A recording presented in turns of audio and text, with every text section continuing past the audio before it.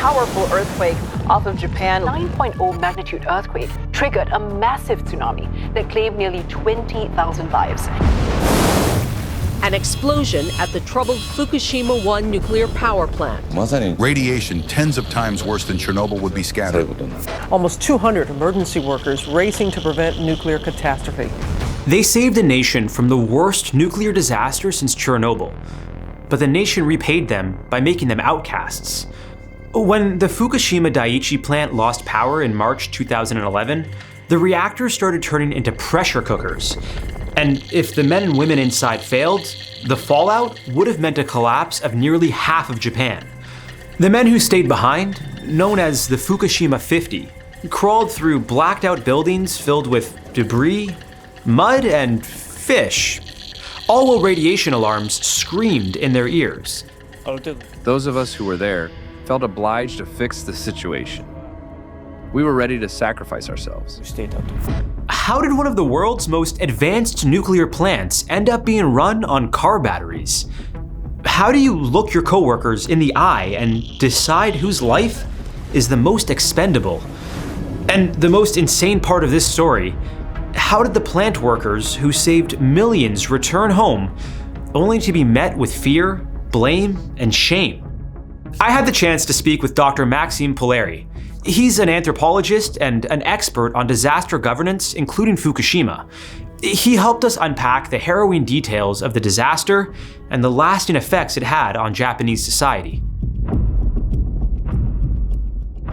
At the center of this story is plant manager Masao Yoshida. Alongside him was senior engineer Atsufumi Yoshizawa, a soft-spoken veteran expecting just another shift. TEPCO, the massive utility company that ran the plant, buried the dark scars of Hiroshima beneath a glittering promise to Japan. Nuclear power is safe. Before Fukushima, there was really what we called a myth of nuclear safety, that a nuclear disaster couldn't happen. Most people know about Hiroshima, most people know about Nagasaki's. These atomic bombing, they left indelible scars into the Japanese psyche. How do you push this to a population that have seen firsthand, the harm that nuclear can do? So basically, they really embark into a big propaganda. Then on March 11th, 2011, at 2:46 p.m., a 9.0 magnitude earthquake tears through Japan's east coast. Buildings shake, roads split, alarms bellow across the country. The plant's emergency systems respond exactly as designed. The reactors scram, which means control rods drop instantly into the cores and nuclear fission stops.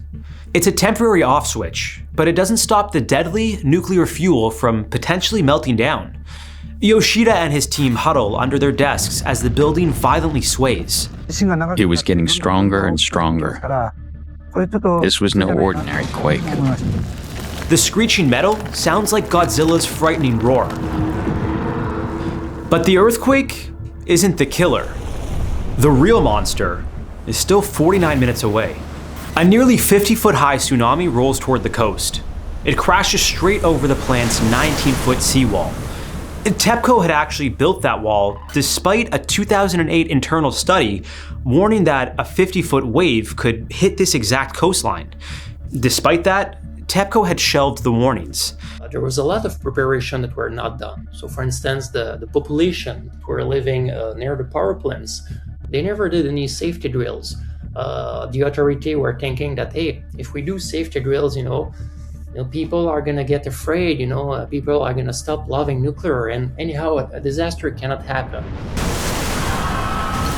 Even though the reactors are turned off, the fuel rods inside are still insanely hot and need to be cooled. One after another, two massive waves flood the basements and wipe out 12 of the plant's 13 backup diesel generators. Instantly, it triggers a total station blackout. A worst-case scenario the company never planned for. Workers stumble through debris, seawater, and live wires in total darkness. Aftershocks keep rattling the buildings. In the control room, instruments go dead. The workers are effectively operating blind. Yoshida steps into action. With all electricity gone, he realizes their only remaining option to cool the rapidly heating cores is to inject water using fire engines. But the tsunami has already swallowed 2 of the plant's 3 onboard trucks. He frantically radios TEPCO headquarters and the military, pleading for backup. But while the men and women inside are fighting to prevent a catastrophe, headquarters is paralyzed by mismanagement and fear. When emergency equipment like backup batteries finally ship, they're the wrong size or type. Terrified supply drivers refuse to even approach the radiation zone. Instead, they dump the critical gear at a dockyard 2 hours away. Effectively abandoned by their own company, the workers are forced to get creative. Yoshida orders them to scavenge batteries from cars in the parking lot, just to bring their monitoring systems back from the dead. And when the display screens finally flicker back online, they get the worst possible news. What happens when a nuclear plant goes completely dark? The mechanics of a disaster are brutally simple. How do we keep water on the spent fuel? How do we keep water on the core with no electricity? We don't. The fuel gets uncovered. When the fuel gets uncovered, it starts getting warm. The bit of water vapor that's still around can decompose into hydrogen and oxygen. And it doesn't take much, you have a hydrogen explosion. And a hydrogen explosion doesn't just destroy the building, it risks blowing open the gates to a nuclear nightmare. In 1986, Chernobyl had shown the world the devastation a single ruptured reactor could cause. Fukushima had 6 reactors on site. While Units 4, 5, and 6 are offline, Unit 4's heavily loaded spent fuel pool remains a volatile hazard. Meanwhile, Units 1, 2, and 3 are running scalding hot, and their cooling water is dropping fast. A massive internal pressure builds by the minute. Japan's then Prime Minister, Naoto Kan, later realizes that a full meltdown across multiple units would trigger an uncontrollable chain reaction. The worst-case scenario was an evacuation of 120 to 190 miles around the plant. If that happened, Tokyo would grind to a halt. Japan would grind to a halt. Can you imagine a city like Tokyo, which is close to 40 million people, has to be evacuated? There's a lot of people that are going to die. It's also a powerful center of economy that's going to be destroyed. But this wasn't just a freak accident of nature. It was a catastrophe built on pure corporate arrogance. Such a total power outage and massive tsunami had never been anticipated. No preparations had ever been made. This was, in other words, a man-made cause. NISA, Japan's now defunct nuclear safety agency, possessed the absolute authority to prevent this. They could have forced TEPCO to elevate those backup generators to higher ground years prior. They could have mandated heavy, waterproof doors to seal the vital electrical rooms. When we know that, Japan is a land that is prone to lose violent natural disaster, does it make sense to build some technologies that can, be very, very easily hampered by some of these hazards? Instead, regulators and executives chose to prioritize corporate efficiency and cost-cutting over national survival. And that singular decision was about to break the world. The very worst case is that the containment building doesn't hold this radioactive molten mass, and the entire core then spews into the environment. By the morning of March 12th, the battlefield inside Fukushima Daiichi splits into 2 desperate, low-tech fronts. The first front is the water. With the primary pumps obliterated, workers link a series of remaining fire trucks together in a makeshift bucket chain. By 5:45 a.m., they are desperately relaying fresh water from on-site tanks directly into the scorching core of Unit 1. On the other front, internal pressure inside Unit 1's reactor is skyrocketing. Shift supervisor Ikuo Izawa must vent the radioactive gas before the steel containment vessel violently ruptures. But manual venting requires crawling into a pitch-black, lethal radiation zone of the plant. At first, nobody volunteers. Then, the grim reality sets in. If nobody goes, everyone dies. Izawa offers to go, but his team refuses. They need him in command. What follows is a haunting negotiation. The older veterans step forward first, offering up their fewer remaining years. The younger men push back. Only their speed can beat the radiation clock. The room becomes a horrific math problem. Whose lives are the most expendable? They knew they'd be exposed to radiation, but they went in. It was not a place for humans. Their lives were on the line. Sacrifice and responsibility, it's not just an issue of free will. It's also something that's drastically influenced by culture. So for instance, we know in Japan that there's a lot of cultural pressure to stick with the group in terms of hardship. They go in as two-man teams, shuffling through the dark. The first team cracks a valve open before retreating, but the second team hits a wall of radiation. Forced to flee, the manual mission fails. A recovery team in the Emergency Response Center tracks down a portable air compressor, hot-wiring it to force the valves open remotely. It works. The immense steam pressure plummets, saving the inner reactor shield from a catastrophic rupture. It's a massive, temporary victory. But there's a fatal catch. As the steam clears, highly explosive hydrogen gas leaks through the fractured pipes, rising and trapping itself right beneath the building's outer roof. Meanwhile, the fresh water supply runs completely dry. As the exhausted crew scrambles to drag heavy hoses toward the ocean, time runs out. At 3:36 p.m., a stray spark finds the trapped hydrogen. A massive explosion rocks the site. The roof of Unit 1 is completely vaporized, raining radioactive concrete down onto the workers below. Today's explosion in a nuclear plant in Fukushima, Japan, destroyed the building that houses the plant's reactor, triggering a radiation leak and fears of a nuclear meltdown. Thankfully, the chamber holding the nuclear fuel rods is still intact, but the control room descends into chaos. Then, plant manager Yoshida cuts through the panic with a steady command. Let's calm down a little. This kind of compartmentalized bureaucracy, in a way, it created a lot of difficulty for, governing the disaster. And, when the disaster happened, of course, they had to take care of this. The government's evacuation zone expands to 12 miles. The blast completely shreds their newly laid ocean hoses. It takes the traumatized crew 4 agonizing hours to clear the radioactive debris and find a new route to the sea. Finally, at 7:04 p.m., the pumps roar to life. Raw seawater begins flooding Unit 1. But 25 minutes later, TEPCO executives in Tokyo order an immediate halt. Seawater will permanently destroy the multi-billion-dollar reactors. Even as the cores melt, the boardroom is still calculating the value of the asset. Choosing national survival over corporate assets, Yoshida gives a legendary order: disregard headquarters. Keep the pumps running. The message was clear. It is an all-out war. After the accident, the situation in the plant got worse and worse. To be honest, we didn't know if we could control it. By day 4, it's a full-blown siege. Supply trucks cannot approach the radiation zone. Frontline workers survive on just one small bottle of water every 2 days. With zero power, no showers, and overflowing toilets, they sleep in hallways under thin blankets wrapped in contaminated clothes. The air smells of sweat, metal, and fear. Yet they soldier on, turning the site into a massive manual plumbing project.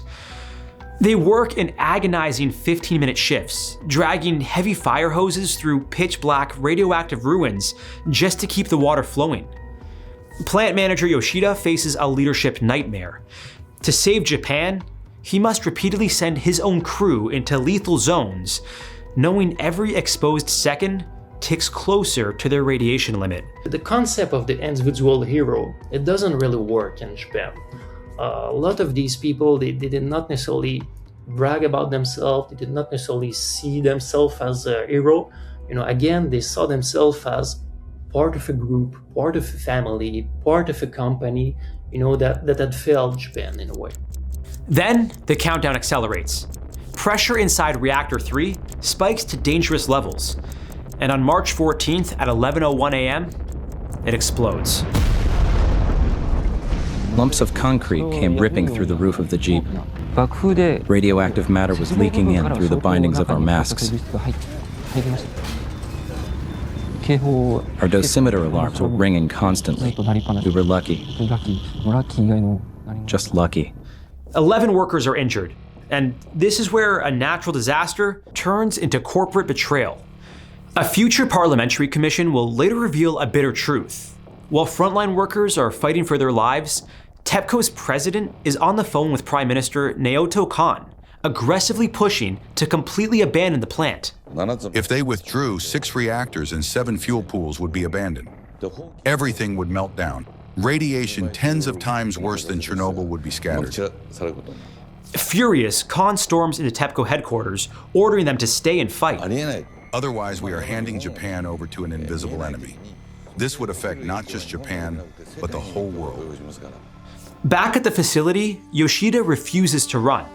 But early on March 15th, a terrifying sound echoes from Unit 2. Internal pressure instantly plummets, a catastrophic sign that the inner suppression chamber has cracked wide open. He knows the entire facility is about to become a lethal, toxic gas chamber. In this moment, Yoshida is completely out of moves. Checkmate. But he has to know for sure. On the morning of March 15th, Yoshida orders non-essential workers to fall back to lower radiation zones, including all the women working at the plant due to Japanese law.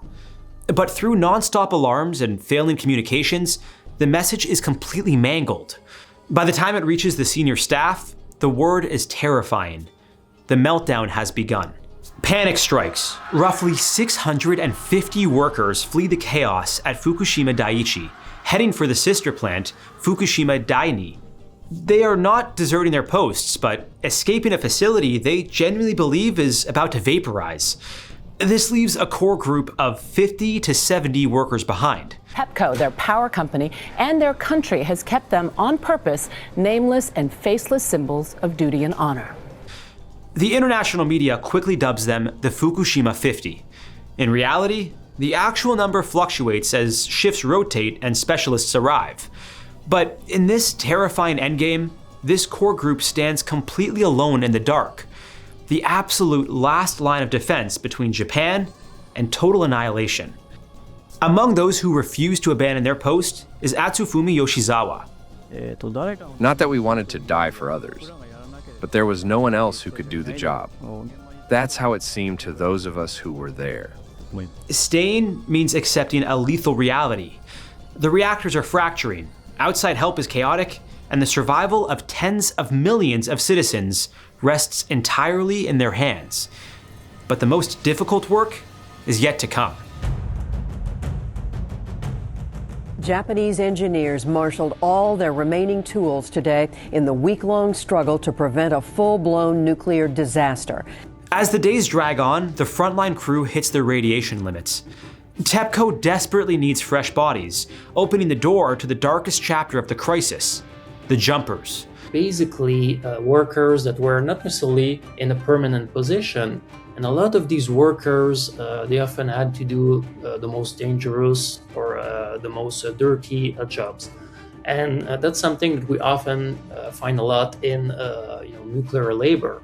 And in Japanese, you basically have this saying for jobs that are dirty, dangerous, and hard. We call it the 3 Ks, kitanai, kiken, kitsui.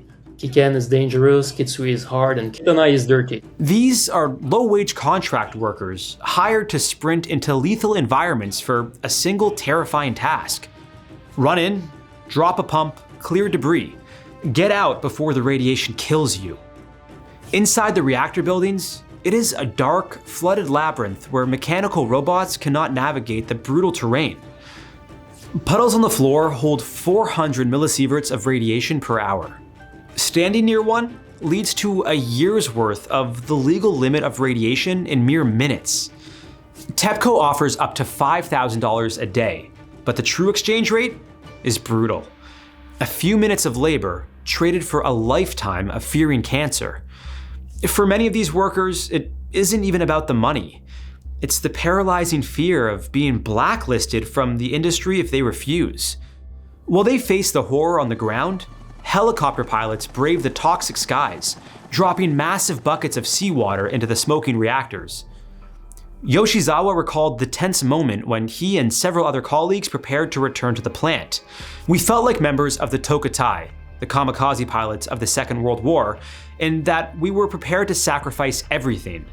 Through their sheer defiance, a critical turning point finally arrives. On March 22nd, Yoshida and his team successfully restore external AC power. This officially shifts the entire operation. It moves them from reactive chaos to structured recovery. The bleeding finally stops. The threat of a wider global catastrophe is contained. After weeks of fighting an invisible enemy, the survivors of the Fukushima 50 finally step back into the world. But they don't come home to a hero's welcome. Instead, they find that saving millions of lives doesn't make them legends. It makes them outcasts. Regarding how the population saw the Fukushima 50s, there was also the feeling that these people, they were working for TEPCO. So it was basically their obligation to do this job.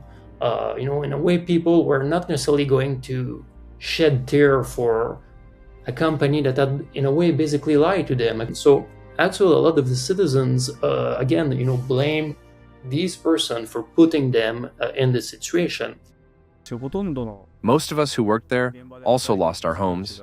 We had to be evacuated.